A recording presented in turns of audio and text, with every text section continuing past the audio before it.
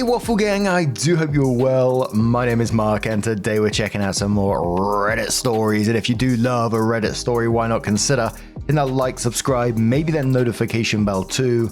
And let's crack on with today's first story.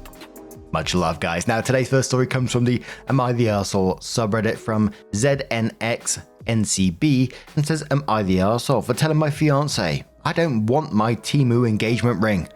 My 27 female, fiance 29 male, proposed to me a few weeks ago. It caught me completely by surprise, but we've been together for 3 years and things have been going great. So I was really excited and said yes. I really liked the ring when I first saw it, and my friends and family all think it's stunning. It's an oval cut with diamonds across the band. I asked where he got it and he wouldn't tell me where, but that he got a great deal on it. I didn't think anything of it until yesterday. We were in bed and I asked him if it was diamond or moissanite, mainly out of curiosity. I don't have a preference, by the way. He said he didn't know and would have to look it up. When I glanced over at his phone, he was in the Temu app. I asked him if he got it from there and he didn't respond. So I asked again and he responded with something like, "Does it matter?" and left the room and ended up sleeping on the couch. I spent all night so confused. Today, I decided to download the app and looked up my ring and found one that looks identical. I found the exact ring and it listed it at $38. I am mad. He makes good money, $200K a year, and I feel like he could have shelled out some money for a ring better than one on Temu. Am I the arsehole for telling him I don't want it? Opie added a comment directly below that and said, "Okay, I'm not mad that the diamonds are not real, but I worry about the quality of the ring because I imagine my engagement ring to at least be sturdy. It's fine for now, but I have a hard time believing it'll last longer than a year if it's $38 on Temu." The commenter says not the arsehole because that thing might turn your finger green. He's lucky you don't have a sensitivity to fake metals like some do. He makes good money but bought a $38 ring. Is he cheap with other things where this discount shopping isn't a new thing for him and he's just an all-around penny pincher? My first thought was, did he not spend the money because he doesn't want or expect this to last? Opie says, yeah, let me provide some more context. Really, he's never been overly frugal. I'm probably more frugal than he is. Neither of us are huge spenders, but we each make enough to not have to strictly budget or anything. We have our own accounts and split rent equally. I know he has at least $100K across his savings and investment accounts. We go out for drinks a few times a week and we'll go to concerts together and whatnot frequently. We travel a few times a year and stay in basic accommodations. Ugh, like our DoorDash the other night was $40. My ring cost less than DoorDashing dinner. The commenter says you are not the arsehole, but what we really want to know is whether or not you will still marry him if he replaces the ring. Opie says the responses to this have made me even more confused. People saying it could be a loyalty test, that he doesn't want me to be able to sell it if we divorce, or that he doesn't plan to be with me for long. I have a pit in my stomach. I haven't considered breaking things off, but that was before I wrote this here. I was thinking maybe he was just not thinking or rushed getting the ring, or maybe he genuinely thought he was getting a great deal on a high quality ring. I plan to confront him when he gets back from work in a couple of hours. Then info about the ring itself. The response to this is just absolutely insane. Sorry, I'm having a hard time keeping up with responses. A few of you all want to see the ring, so here it is if you want to look it up. I'm still waiting for him to get home, and then provides the information for the ring. And here's a picture of the ring if you're on YouTube. Sorry if you're on the podcast, you obviously won't be able to see it. But slutty Christmas tree. What a username. I love it. Says not the arsehole. I used to work in a jewelry store where we obviously sold jewelry, but also did a lot of cleanings and repairs. Let me tell you, it isn't just about the money, it's about longevity. I once had a woman come in with a 60-year-old diamond ring. She had never had work done on it because she didn't know that you could repair jewelry. It was in relatively good shape, but old and worn. We refurbished it and she sobbed. She couldn't believe it looked like the day her, now deceased, husband had given it to her. You'll never get that with a fake ring. And reputable jewelry stores, at least in my region anyway, sell bridal jewelry with a lifetime warranty. So normal wear and tear and things like resizing should be free. Next commenter says, not the arsehole. While I could say, obviously, that none of us should or even can put a price on anything meaningful, I think there is a reason to be upset about this situation. First, this is kind of a big deal gesture. Like maybe the biggest gesture in a romantic relationship, so the fact that he wanted to be so cheap is insulting. It's one thing if he had no money, it's another when he is privileged to have such a great income. Also, one must worry about the quality of something you are now expected to wear for the rest of your life if its original cost was $38. So materialistic as it may sound, I say not the arsehole. This was supposed to be a token of devotion and commitment. It's supposed to be an expenditure because it is supposed to last a lifetime. Best of luck communicating your needs and wants and why you feel insulted. Be clear and logical, but also why you feel like he cheapened your engagement. And I guess that's kind of it really, isn't it? If you're getting something that's a symbol of your relationship and you want it to last for a long time, you want it to be quality. It doesn't matter about the stone or whatever, but you want quality. You want the quality ring that's going to last on your finger for the rest of your relationship, I guess. Forever, potentially. And it kind of had me thinking in the middle of the story when, she glanced over his phone and said, "Is that where you got it from?" And he responded with, "Does it matter?" And he was just trying to hide where he got it from, etc. He kind of knew what was going on, if you get what I mean. But OP came in with an update and said, "After reading responses from my first post on the Am I the Arsehole subreddit, it got taken down. I was freaking out a bit. He came home while I was FaceTiming a friend about this. I hung up with her and then talked to him for an hour or so. He apologized for sleeping on the couch and that he needed time to think. He doesn't see eye to eye with me on my concerns about the ring and says he did research and that it was highly rated. He says if the ring breaks he will replace it, but didn't say it'd be higher quality. I have people messaging me that the ring could be harmful to my health and that Temu has horrible standards for their jewelry and labor issues, so now I really don't want to wear it." He left and went to his brother's house. Usually I go with him, but things are just tense. Am I the arsehole for telling him I still don't want it? The commenter says kind of tough because had you not found out it was from Temu, would you be upset? OP says, to be honest, if I hadn't found out it was from Temu, I probably wouldn't be upset. But when it inevitably breaks or tarnishes, the truth would come out. Now that I know it has completely changed how I feel about the ring, even if it aesthetically doesn't look too bad. The commenter says, did this come as a shock or is he normally cheap and thoughtless? OP says he's not normally cheap or thoughtless. He's genuinely a great guy, which is making this harder to navigate. He started making me feel really guilty and materialistic today when we talked about this. I can see his point of view, but I'm just confused. It feels like Temu is the bottom of the barrel. I'd be happy with a cheap, decent quality ring from Etsy or anywhere else. I don't really care about the price itself, it's more about the quality and feeling like he doesn't really value me the way I thought he did. OP then addresses several commenters asking if he thinks she's a gold digger. OP says, I want to clear up these gold digger rumors because this isn't only about the cost of the ring. I only mention these things for context because I feel he owes me something in return. When I met him, I was making just over 100k and he was working part-time and doing an internship bringing in significantly less than me. He totaled his car early on in the relationship. I happily drove him to his work every morning on the way to my work when he didn't have a car. When his mum got sick and went on hospice, I immediately cancelled all of my travel plans and holiday plans with my family and sat with him visiting her every day for months. I helped with funeral arrangements, I helped plan his brother's wedding, I even loaned him money for a new car once he started his new job. He did pay me back, by the way. He moved in with me recently and most everything in the home is mine that I paid for prior to the relationship, furniture, etc. I've paid for so many plane tickets for our travels, concert tickets, etc. that I've never asked him to pay back and never will. That's what a relationship is. I genuinely care for him. He's done some similar gestures for me and is more than willing to spend money on dates. Believe it or not, I'm not this greedy woman sitting here excited to get his money. I have my own. Someone says have they ever been ring shopping and OP says we never went ring shopping. The proposal was a surprise to me. We casually discussed getting married in the future for the past year or so, but he never asked me my taste in rings, so I was kind of thinking that it'd happen before the engagement.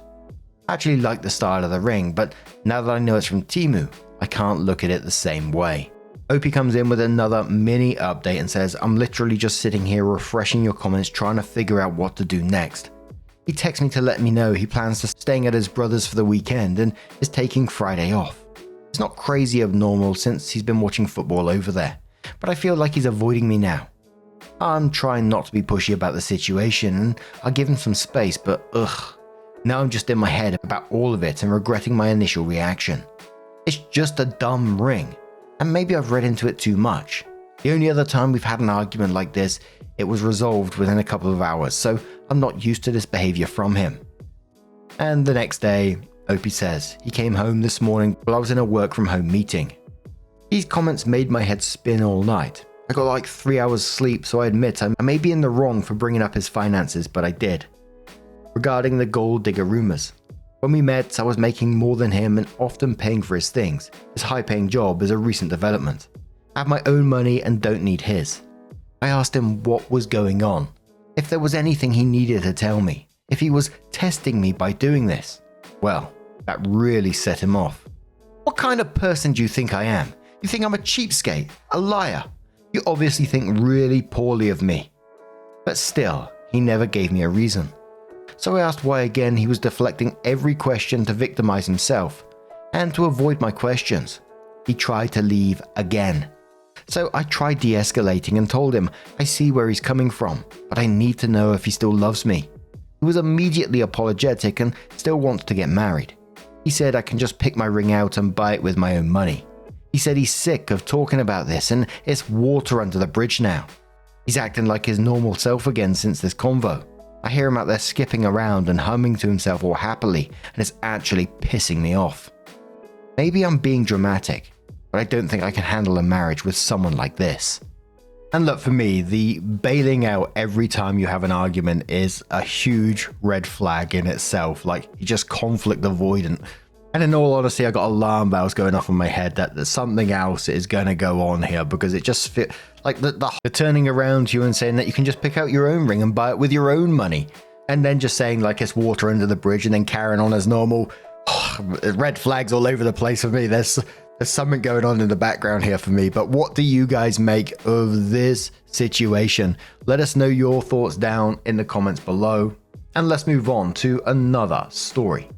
Now, our next story comes from Pristine Alfalfa 619 from the Am I the Arsehole subreddit, and says, am I the arsehole for not cooking all my parents' meals while they're visiting me? For context, I live with my fiance in a different country than my family. I haven't seen them in over a year because my parents, 61 female and 63 male, offered to visit me, and I was beyond happy. I haven't seen them in over a year. So my parents, 61 female and 63 male, offered to visit me, and I was beyond happy. They have a very humble beginnings in a third world country, and this was their first time making an international trip. So I tried to make sure everything was perfect and as smooth as possible. They came and spent about a month in our house. They had their own bed, their own bathroom, arranged for all their necessities, and even though we're not rich, my fiance and I tried to provide them with everything so they wouldn't have to spend their money here, where the currency is 5 times their own. About our eating habits, my fiance and I have different schedules, different diets, etc., so we don't eat together. Whenever one of us is hungry, we go to the kitchen and make ourselves a plate of food. We work from home. I explained this to my parents, and I also said, the kitchen is yours, grab whatever you want and cook whenever you want. As time went on, we noticed my parents weren't eating much, so I asked them what they wanted from the grocery store so I could buy it for them. They said everything was fine, that they were indeed eating while I was working. My mum is naturally peckish, so I thought that was just how she ate.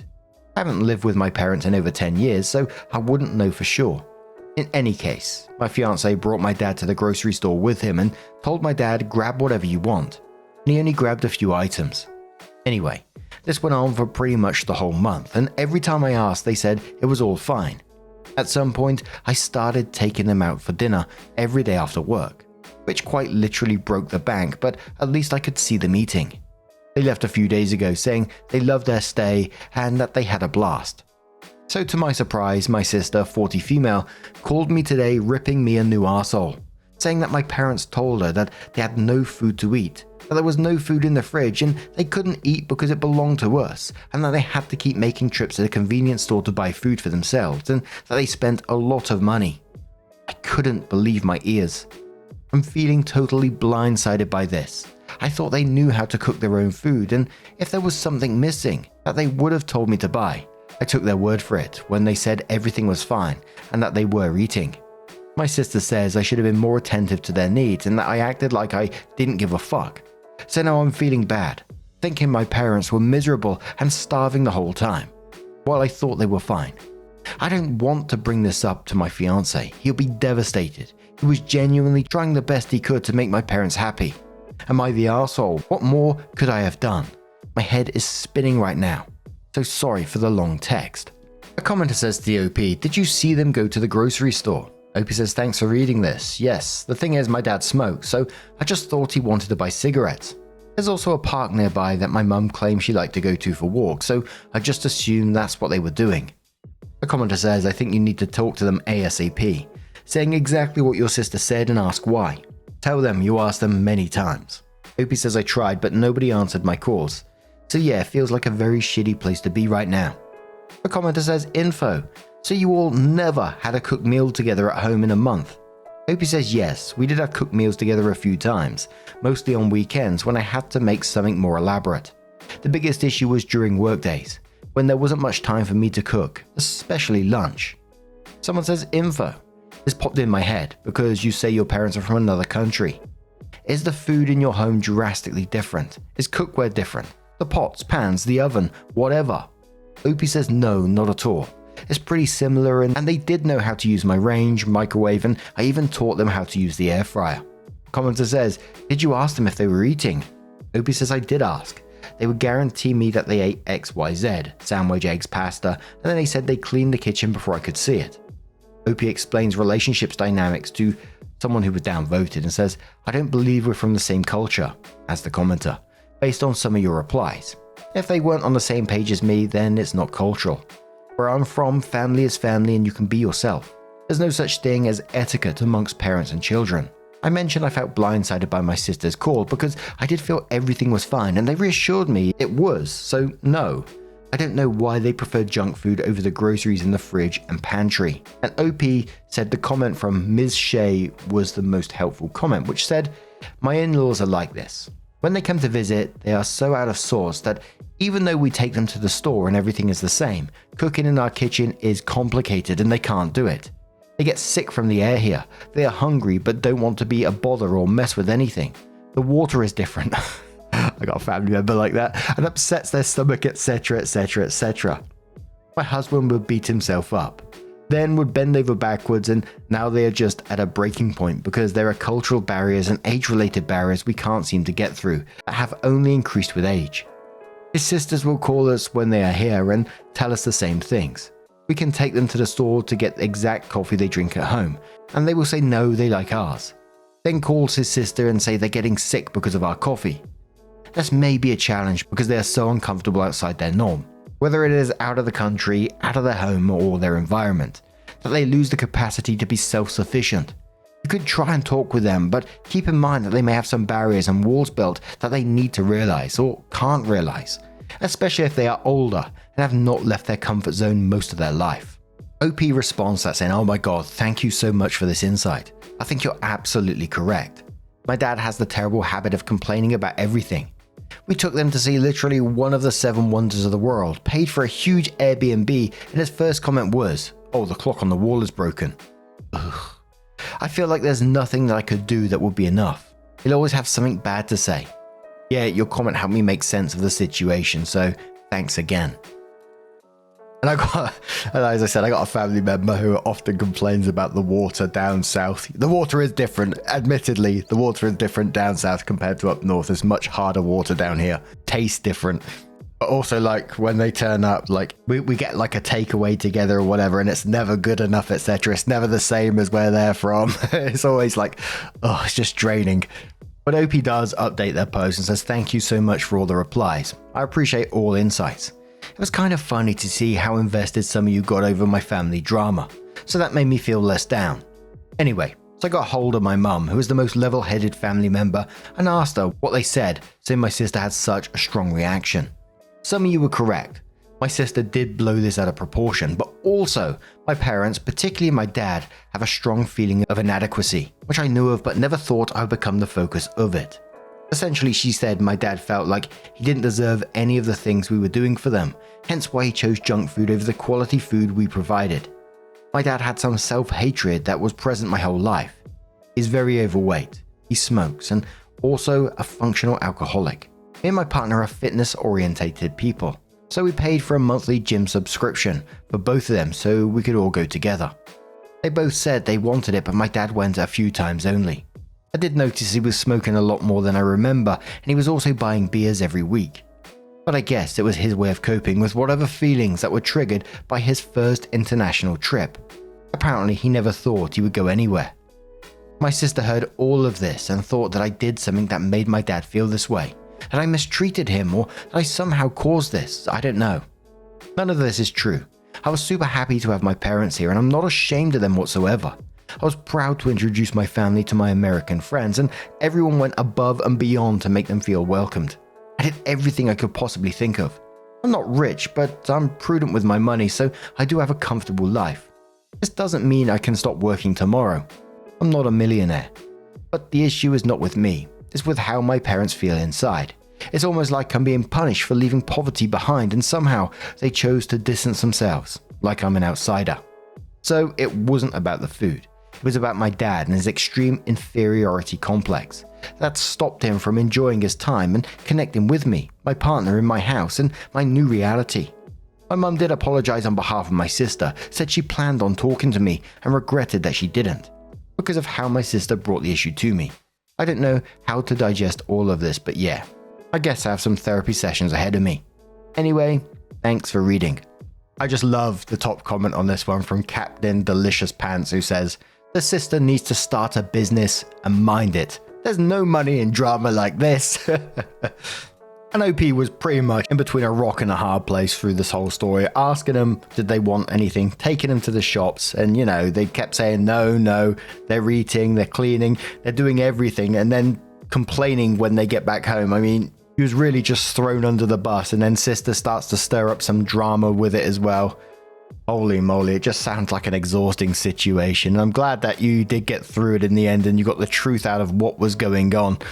And hopefully you and your partner are not blaming yourselves in any way for this, because this is their responsibility. They are adults, they can speak up, and you did your best to give them exactly what they needed or wanted at those moments, and they refused it and then complained when they got home. I mean, it's that simple really. But what do you guys make of this situation? Let us know your thoughts down in the comments below. Now, just a huge thank you for being here today, getting involved in the stories. Your love, your support, your time always means the absolute world to me. So thank you so much. And hopefully I'll see you in the next one. Take care and much love. Wake up, get up, stretch my legs, eat some breakfast, milk and eggs, brush my teeth up, wash my face, throw my clothes on, start my day. Wake up.